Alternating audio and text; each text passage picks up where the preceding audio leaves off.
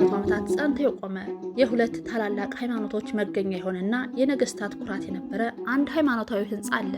ከክርስቲያን ቤተ መቅደስነት ወደ መስጊድነት የተለወጠ አስገራሚ አሳዛኝም ታሪክ አለው። እሱም ሃጊያ ሶፊያ ነው። የሶስት ጥንታዊ ስልጣኔዎች ማለትም የሮም፣ የባዛንታይንና የኦቶማን ተርኮች የሃይማኖትና የፖለቲካ ማዕከል ነው። በዓለም ላይ ብዙ ታሪካዊ ህንፃዎች አሉ። ነገር ግን እንደ ሃጊያ ሶፊያ የዓለምን የፖለቲካና የሃይማኖት አቅጣጫ የቀየረ ህንፃ ማግኘት አስቸጋሪ ነው። ለ900 ዓመታት የክርስትና እምነት ካቴድራል፣ ለ500 ዓመታት ደግሞ የእስልምና ምልክት ሆኖ የቆየው ይህ ድንቅና ቅዱስ ህንፃ ዛሬም ድረስ የውዝግብ ዛሬም ድረስ የአድናቆት ማዕከል ሆና እንደቀጠለች ናት። በዛሬው ዝግጅታችን የእስልምና ተከታይ የሆኑት ኦቶማኖች ከተማዋን ሲቆጣጠሩ በህንፃው ውስጥ ምን እንዳገኙና በውስጧ ያሉትን ድብቅ ሚስጥር በዝርዝር እንመለከታለን። እስከ መጨረሻው አብራችሁን ቆዩ። ለቻናላችን አዲስ የሆናችሁ ላይክ፣ ሼር፣ ሰብስክራይብ ማድረግን አትርሱ። ከባዛንታይን ዘመን ስንነሳ ታሪኩ የሚጀምረው በ6ኛው ክፍለ ዘመን ነው። በዚያን ጊዜ በቁስጥንጥንያ ከተማ በተነሳው የቲካ አመጽ ቤተክርስቲያኗ ወደመች። የወቅቱ ገዥ ንጉስ ዩስቲኒያን ግን ከበፊቱ የሚበልጥና ዓለም አይታው የማታውቅ ድንቅ ቤተክርስቲያን ለመገንባት ወሰነ። ለግንባታው ከ10 ሺህ በላይ ወታደሮችና ሰራተኞችን አሰማራ። በ5 ዓመት ከ10 ወር ውስጥ ግንባታው ተጠናቀቀ። ንጉሱ ሲመረቅ ወደ ውስጥ ሲገባ በግርማ ሞገስ ተደንቆ ሰለሞን ሆይ በለጥኩ ሲል ጮኸ። ይህም ከኢየሩሳሌም ቤተ መቅደስ ታላቅነት መብለጡን ለመግለጽ ነበር። የምህንድስና ጥበብ የተገለጠበት የሃጊያ ሶፊያ ትልቁ የሚደነቀው ነገር ጉልላቱ ነው። በወቅቱ የነበሩ መሐንዲሶች ያን ያህል ግዙፍ ክብ ጣሪያ በአየር ላይ እንዴት ሊያቆሙ እንደቻሉ ለዘመናት ሳይንቲስቶች ግራ አጋብቷቸዋል።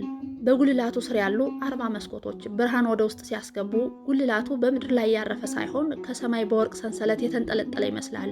ውስጡ በወርቅ በብርና በውድ ቁሶች ያጌጠ ነበር። ጉልላቱ በሺዎች የሚቆጠር ቶን ክብደት ቢኖረውም በህንፃው አዕማድ ላይ ያረፈበት ስልት እጅግ ረቂቅ በመሆኑ ክብደት አይፈጥርበትም።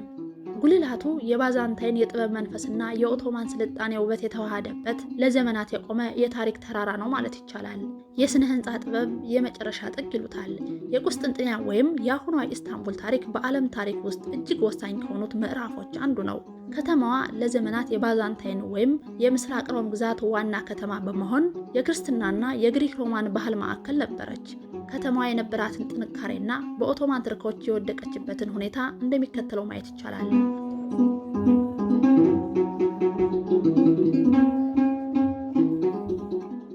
ቁስጥንጥንያ ለ1100 ዓመታት ያህል በጠላቶች ሳትደፈር የቆየችበት ዋናው ምክንያት አንዱ ተፈጥሯዊ አቀማመጧ ነው።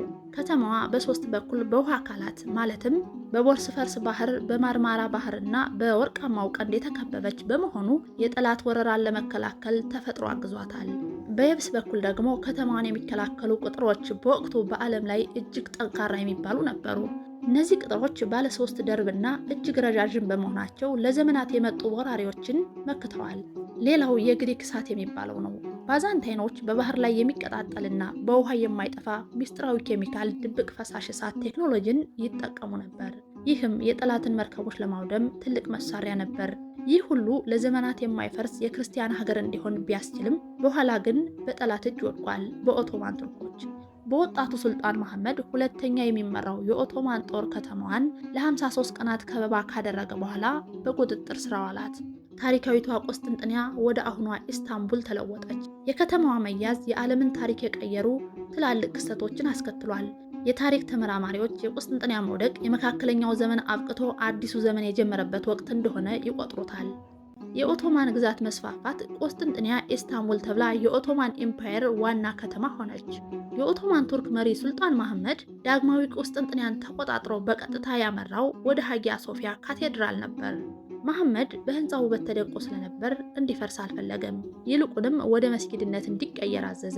በውስጡ የነበሩ የኢየሱስ ክርስቶስና የማርያም ስዕሎችን ጨምሮ የክርስትና አሻራዎች ሁሉ እንዲሸፈኑ አደረገ። ውዋ ሃጊያ ሶፊያ ቤተክርስቲያን 4 የማታውቃቸው ታላላቅ ማማዎች ተገንብተውላት ለ500 ዓመታት የኦቶማን ግዛት ዋና መስጊድ ሆና አገለገለች። በኋላ የኦቶማን አገዛዝ ማክተሙን ተከትሎ የዘመናዊቷ ቱርክ መስራች የሆኑት አታቱርክ የፈረደባት ሃጊያ ሶፊያን ከመስጊድነት ወደ ሙዚየምነት ለወጣት። ለዘመናት ተሸፍነው የከረሙት የክርስቲያን ምልክቶችና ቅዱሳን ስዕሎች ዳግም ለዓለም ወለል ብለው ተገለጡ። ሙስጠፋ ከማል አታቱርክ ሀጊያ ሶፊያን ከመስጊድነት ወደ ሙዚየምነት የለወጠበት ውሳኔ በወቅቱ እጅግ አነጋጋሪና ስልታዊ እርምጃ ነበር። ለዚህ ውሳኔ ዋና ዋና ምክንያቶች የሚከተሉት ናቸው። አንደኛው ዓለማዊነትን ለማስፈን ነበር። አታቱርክ ዘመናዊቷን ቱርክ ሲመሰርት መንግስትና ሃይማኖት የተለያዩባት አገር እንድትሆን ይፈልግ ነበር። ሀጊያ ሶፊያን ወደ ሙዚየምነት መለወጡ መንግስት ለማንኛውም ሃይማኖት ወገንተኛ አለመሆኑን አሳይቶበታል። ከኦቶማን ሃይማኖታዊ አገዛዝ ወደ ዘመናዊ ሪፐብሊክ መሸጋገራቸውን ለማብሰር የተወሰደ ተምሳሌታዊ እርምጃ ተደርጎ ይወሰዳል። ሁለተኛ፣ ከኦቶማን አስተሳሰብ በመላቀቅ ከምዕራቡ ዓለም ጋር ለመቀራረብ ያለመ ሆኖ እናገኘዋለን። ከአንደኛው የዓለም ጦርነት በኋላ ቱርክ ከታላላቅ የአውሮፓ ሀገራት ጋር ግንኙነቷን ማጠናከር ነበረባት። ሀጊያ ሶፊያ ለክርስትናው ዓለም በተለይ ለኦርቶዶክስ አማኞች ትልቅ ትርጉም ያላት ቅድስት ስፍራ ናት። አስቀድማ እንደነበረችው ካቴድራል ባትሆንም ሙዚየም መሆኗ አውሮፓውያን ቱርክን እንደ ዘመናዊነት ለባህልና ቅርስ ክፍት ሀገር መሆኗን እንዲገነዘቡ ረድቷል።